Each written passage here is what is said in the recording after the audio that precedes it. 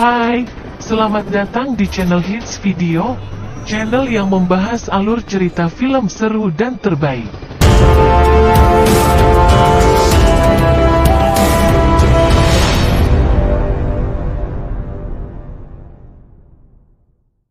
Di video kali ini akan merangkum alur cerita film Mission Impossible Fallout atau ke-6 yang dirilis pada tahun 2018. Disutradari oleh Christopher McQuarrie dan dibintangi oleh Tom Cruise, Sean Harris, Ving Rhames, Henry Cavill, Simon Pegg, dan masih banyak aktor keren lainnya. Film ini adalah urutan ke-6 dari franchise Mission Impossible. Jadi di film ke-6-nya ini mengisahkan sebuah misi IMF yang tak berjalan sesuai rencana dan adanya campur tangan CIA. Ethan Hunt beserta timnya pun harus berpacu dengan waktu untuk mencegah ancaman global yang sangat menakutkan. Di mana kisah selanjutnya, mari kita simak alur ceritanya.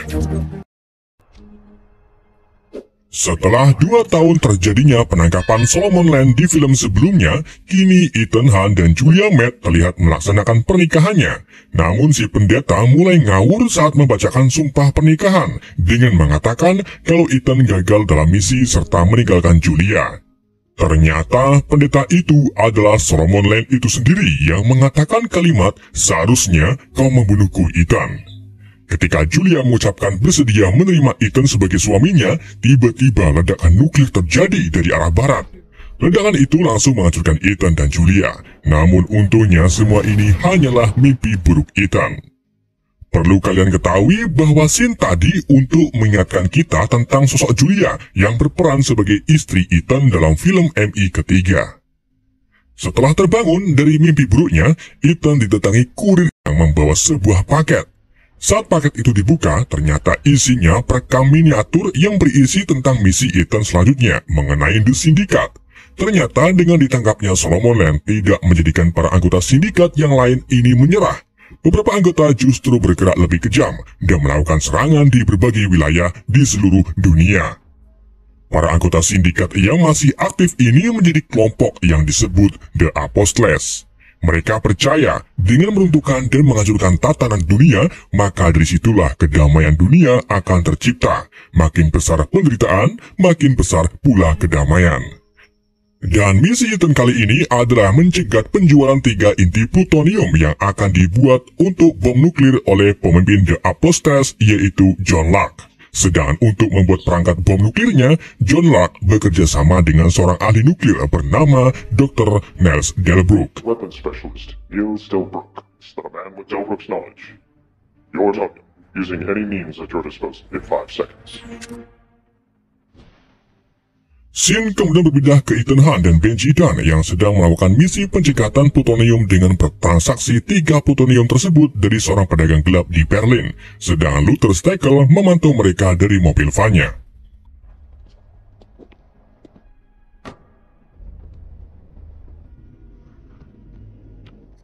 Tapi di tengah transaksi itu, Luther tiba-tiba diserang dan disandra oleh para Apostles. Tak sampai di situ, Apostles juga menyerang dan membunuh si penjual plutonium. Mereka mengancam akan membunuh Luther jika Ethan tak menyerahkan plutoniumnya. Ethan pun terpaksa membiarkan plutoniumnya tergeletak di lantai dan mengambil langkah untuk menyerang balik musuh dan sempat menembak Luther. Tapi untungnya Luther masih bisa selamat karena memakai setelan anti peluru. Sayangnya, langkah Ethan ini membuat 3 plutoniumnya raib dibawa oleh The Apostles.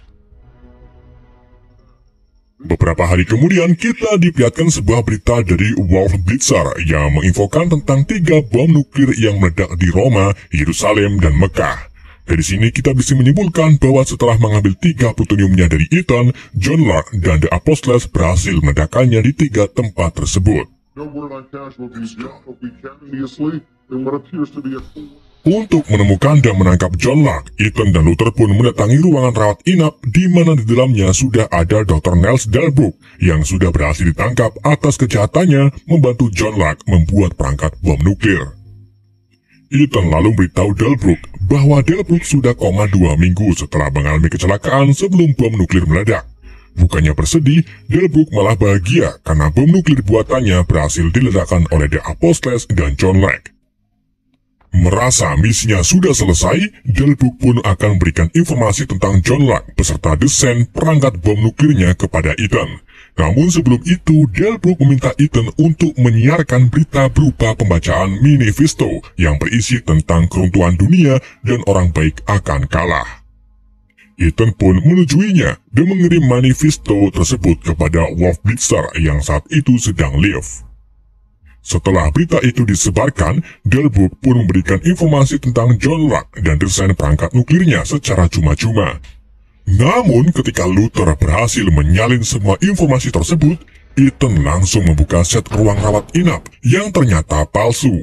Nggak cuma itu, Wolf Blitzer juga muncul dan membuka topengnya yang ternyata adalah Benji. Rupa-rupanya semua ini Ethan lakukan untuk mengelabui Delbrook agar ia memberikan informasi tentang John Locke. Sedangkan 3 bom nuklir sebenarnya belum pernah meledak. Karena set latar waktu di scene ini adalah 2 hari setelah Ethan kehilangan 3 plutoniumnya di Berlin.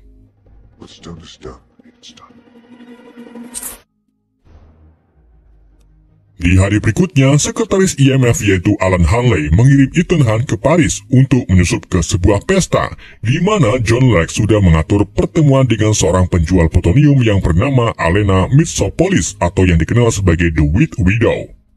Tapi sebelum Ethan menuju ke Paris, Direktur CIA yaitu Erika Slowen meminta agar Ethan didampingi oleh agen operasi khusus yaitu August Welker. Hal ini dilakukan karena Slowen meremehkan kemampuan Ethan dan timnya setelah mereka gagal mendapatkan plutonium di Berlin. Jadi ia mengirim Welker yang diyakini memiliki kemampuan yang tak kalah jago dari Ethan. Praise the situation. The answer is no.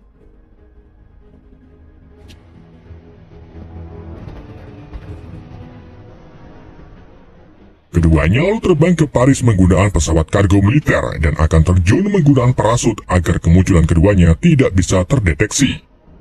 Singkat cerita, setibanya di Paris, Ethan mengulur waktu karena adanya badai petir.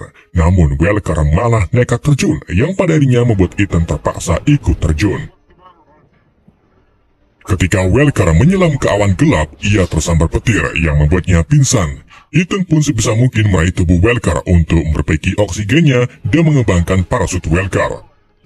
Setelah kembang di udara cukup lama, keduanya pun akhirnya berhasil mendarat di atas gedung dan Welker kembali sadar dari pingsannya.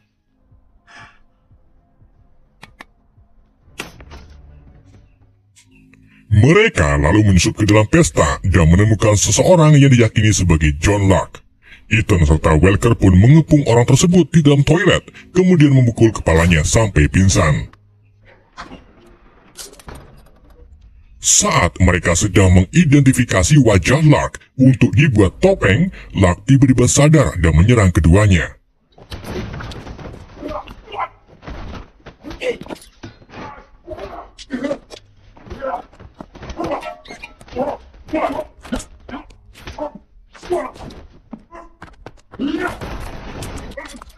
Di detik-detik Locke hampir membunuh Ethan, Ilsa Voss tiba-tiba muncul lalu menembak Locke. Di sini Ethan menemukan bahwa ponsel Locke sudah rusak, jadi kesempatan untuk membuat topeng Ethan gagal. Ilsa lalu mengatakan kalau ia gagal panen lele, jadi ia libur jualan pecel lele dan kembali menjadi agen intelijen yang juga sedang menargetkan John Locke. Dan karena tak ada waktu lagi untuk membuat topeng, Ethan pun terpaksa berpura-pura menjadi John Locke untuk menemui White Widow. Ethan, you're welcome. It started in honor of my mother. There's another side to her. Penyamaran Ethan untungnya berhasil karena Alena memang belum pernah bertemu dengan John Locke. Saat Ethan dan Alena akan keluar dari tempat tersebut, beberapa anggota Apostles tiba-tiba menyerang dan hendak membunuh Ethan.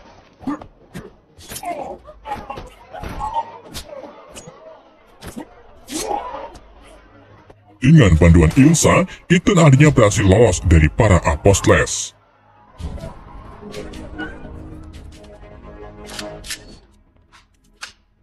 Ethan dan Welker lalu dibawa ke tempat White Widow. Di sana, Ethan yang masih menyamar sebagai John Locke mengungkapkan niatnya untuk membeli 3 plutonium. Namun untuk membayarnya, Widow minta Ethan untuk mengekstraksi Solomon Land dari konvoi yang akan melewati jalanan Paris. Dan untuk meyakinkan Ethan, Widow memberikan satu plutoniumnya sebagai uang muka. Ugly as they come. His name is Solomon Lang. Ethan tentu saja menerimanya dengan berat hati. Bagaimana tidak, di film sebelumnya Ethan mati-matian untuk menangkap Solomon Land, tapi kini ia malah diminta agar melepaskannya kembali. If you want the plutonium. Sleep well, everyone.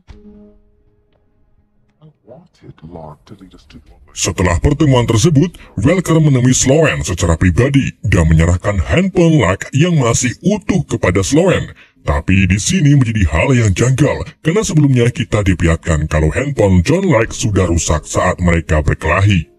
Welker juga mengatakan ke Sloan kalau ia menaruh kecurigaan ke Ethan dan meyakinkan Sloan kalau Ethan adalah John Locke yang asli.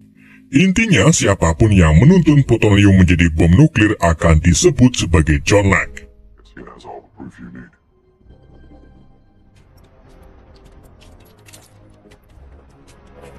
Keesokan harinya, saat para polisi sedang membawa Len dalam mobil berlapis baja, Ethan dan Welker langsung menabrak mobil yang tumpangi Len sampai jatuh ke dalam sungai. Keduanya lalu langsung kabur yang kemudian dikejar-kejar oleh para polisi.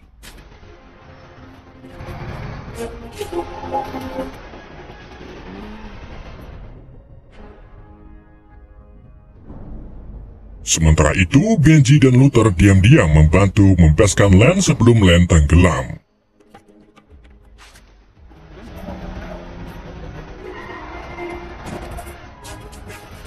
Setelah melewati jalanan dan gang sempit, Ethan dan Welker melanjutkan pelariannya dengan menggunakan sepeda motor. Namun sayangnya Ethan dan Welker harus berpisah karena motor Ethan mengalami gangguan busi. Setelah motor menyala, Ethan minta bantuan Benji untuk menjemputnya. Ethan kemudian melewati jalanan kota untuk membingungkan polisi. Namun Ethan kewalahan karena polisi yang mengejarnya terlalu banyak. Saat Ethan melewati persimpangan, Ethan terjatuh, kemudian melanjutkan pelariannya dengan masuk ke dalam lubang yang di bawahnya sudah ditunggu oleh Benji dan Luther. Welker, Ethan, dan timnya kemudian berkumpul di sebuah garasi dengan membawa Len yang tertutup kantong kresek. Tapi saat mereka membuka pintu garasinya, seorang poluan berdiri tepat di depan mereka. Karena Ethan tidak mau menyakiti poluan itu, Ethan pun memintanya agar pergi secara baik-baik. Namun di waktu yang sama, anak buah Widow muncul dan langsung menembak poluan tersebut. Ethan pun menyelamatkan poluan itu dengan menembak semua anak buah Widow dan membantu si poluan untuk menghubungi bantuan medis. Setelah itu, Ethan dan yang lainnya melanjutkan perjalanannya menggunakan mobil. Namun di tengah jalan, seorang pemotor terlihat berdiri di atas jembatan dan menembak ke arah mereka tanpa aba-aba. Ethan pun menyuruh Luther, Benji, dan Welker untuk turun, sedang dirinya membawa Len sambil mengejar si pemotor.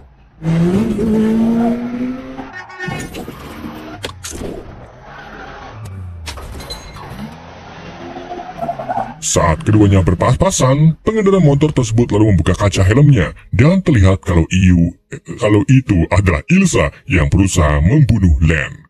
Namun, Ethan tak membiarkan hal itu terjadi. Ia lalu tancap gas dan menabrak Ilsa, kemudian pergi begitu saja. That was Ilsa.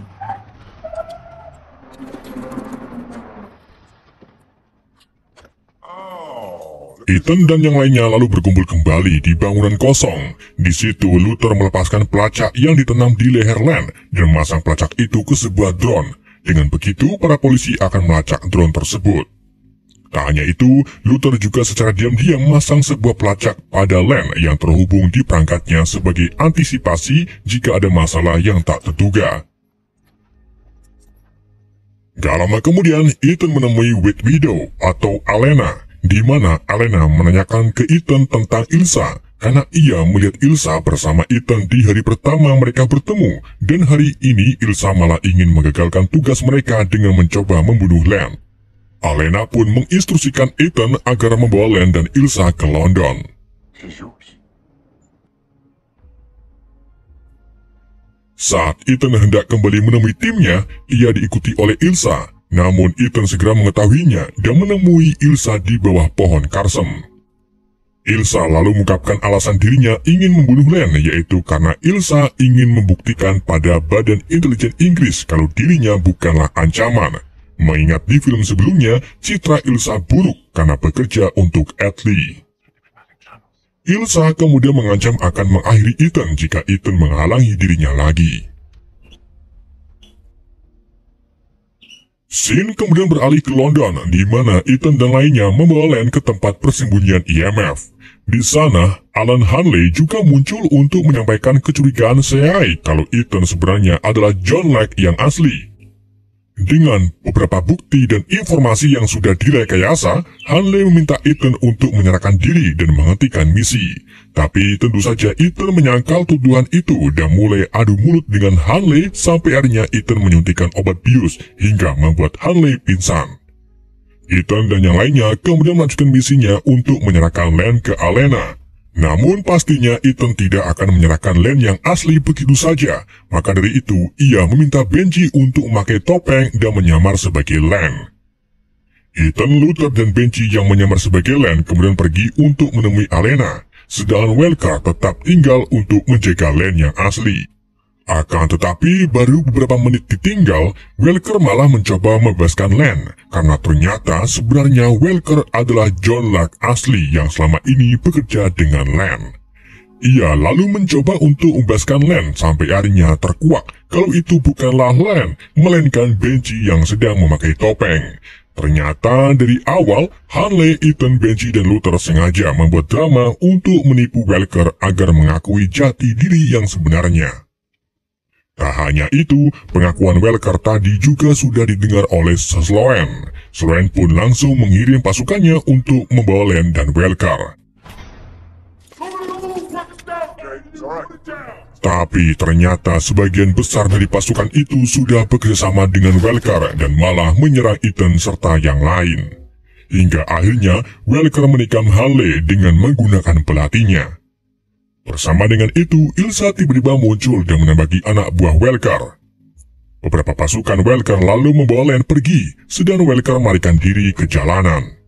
Untungnya, sebelum Welker kabur, Luther sempat menanamkan alat pelacak di lehernya. Dengan begitu, ia bisa mengarahkan Ethan saat melakukan pengejaran. Sementara itu, Ilsa ikut bersama Luther dan Benji untuk membantu Ethan mengarahkan arah lari Welker.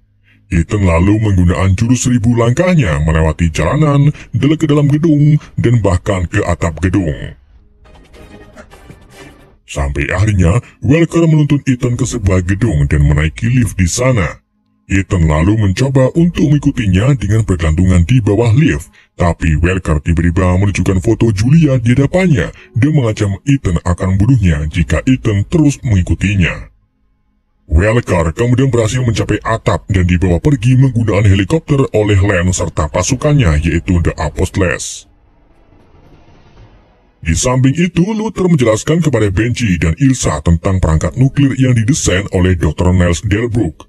Dikarenakan The Apostles sebelumnya memiliki 2 inti plutonium, jadi dipastikan Len dan Welker juga mempunyai 2 bom yang terhubung melalui gelombang mikro.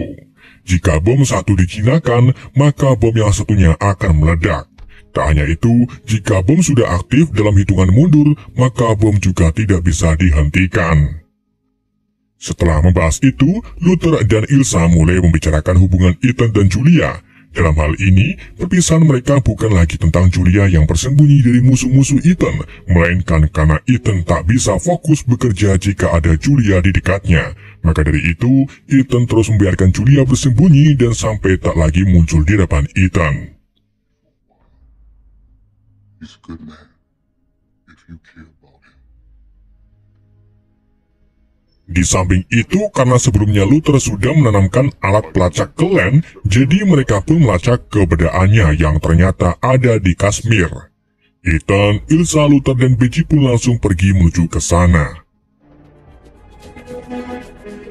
Di dalam perjalanan, mereka baru tahu kalau titik lokasi Len mengarah pada pendirian camp medis, di mana The Apostles pernah mencemari virus cacar di sana.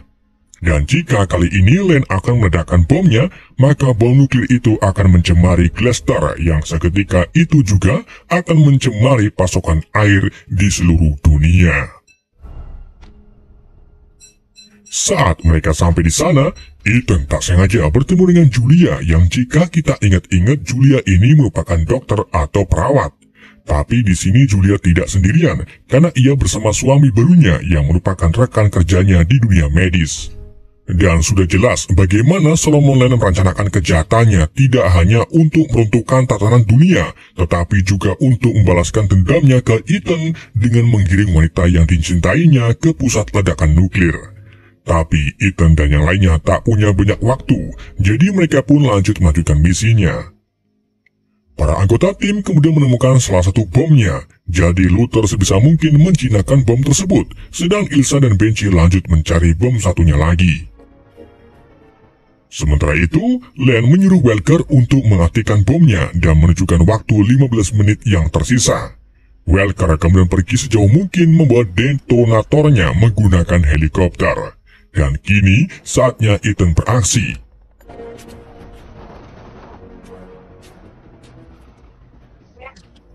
Ia lalu bergelantungan di helikopter lain yang berada di belakang Welker. Sebisa mungkin, Ethan memanjat ke heli dan menjatuhkan dua musuh sampai ke kursi pilot untuk mengambil alih helikopter.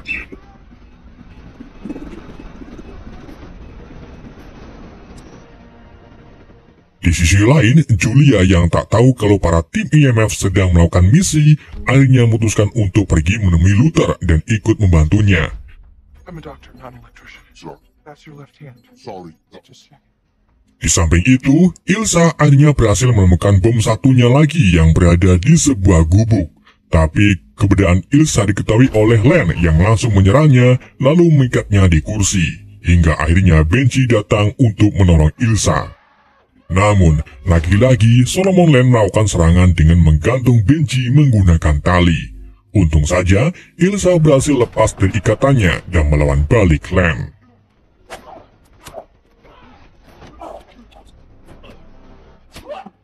Kemampuan berkelahi Ilsa ini tidak diragukan lagi, karena ia berhasil menjatuhkan Len dan membuatnya tak bisa berkutik lagi. What do we got here? We got airspeed like you're ready.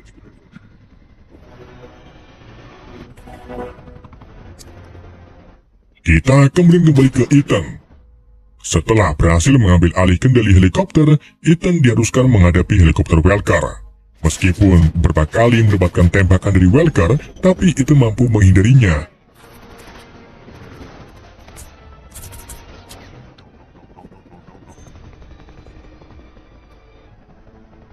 Sampai akhirnya Ethan beberapa kali menabrakkan helikopternya ke helikopter Welker, sampai keduanya jatuh ke dalam bebatuan.